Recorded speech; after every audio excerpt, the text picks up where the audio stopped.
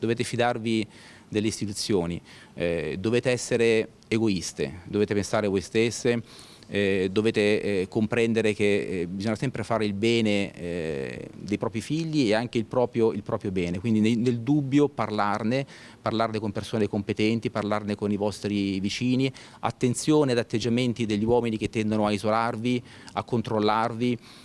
L'amore non è controllo, l'amore non è possesso, l'amore è libertà. Rappresenta le istituzioni, i carabinieri, chi accoglie le vittime di violenza, il comandante provinciale colonnello Michele Cucuglielli, che invita ogni donna a non avere timore, a presentare denuncia, a fidarsi.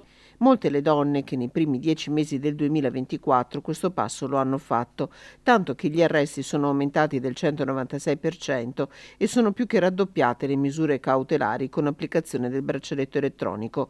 Una situazione, quella della violenza, che il Centro Veneto Donna conosce bene. Fino a ottobre hanno chiesto aiuto al centro antiviolenza 1142 donne.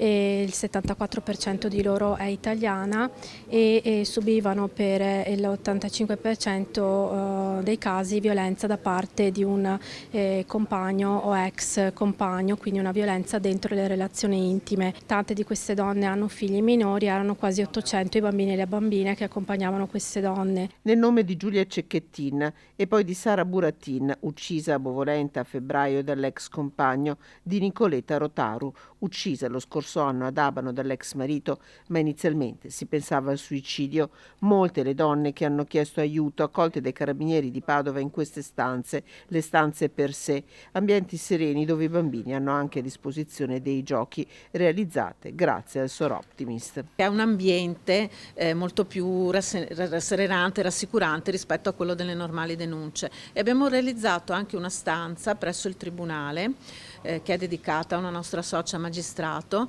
dove le donne lo stesso possono presentare la loro testimonianza senza vedere l'autore della violenza in volto. E a breve, terminata la sperimentazione, in arrivo anche il Mobile Angel, uno smartphone collegato direttamente alla centrale operativa attraverso cui la donna vittima di violenza potrà inviare immagini e richieste di aiuto.